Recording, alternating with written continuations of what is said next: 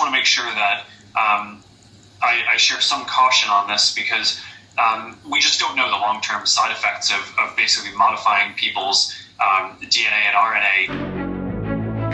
DNA is inherent in your own nucleus cell.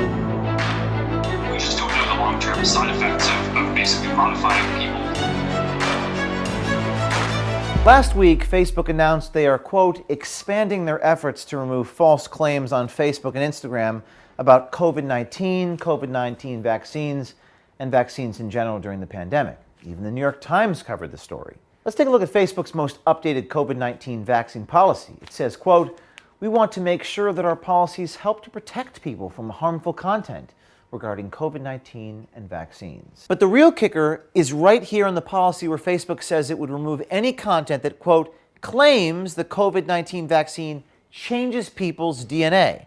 Well, we just got a new leaked tape from Zuckerberg himself, the CEO of Facebook, basically violating his own code of conduct. He would be censored on the platform today for what he said. Let's take a listen. But I do just want to make sure that I share some caution on this because we just don't know the long-term side effects of basically modifying people's DNA and RNA to directly encode in a person's DNA and RNA, basically the ability to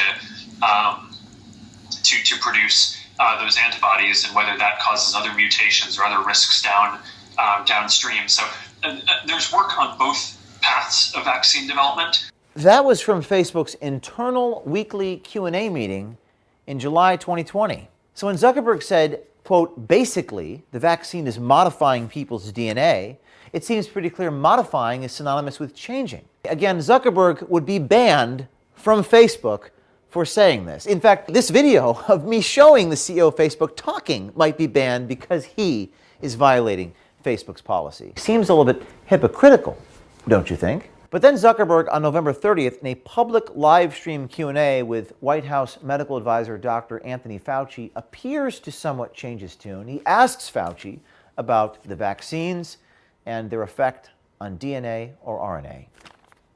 And just to clear up one point, I mean, my understanding is that these vaccines do not modify your DNA or RNA. So I think that's just an important point to clarify. If I'm getting anything wrong here, of course, correct me. But No. but just to make that clear. No. First of all, DNA is inherent in your own nucleus cell. Sticking in anything foreign will ultimately get cleared. Good. Well, I'm glad we can clear that up.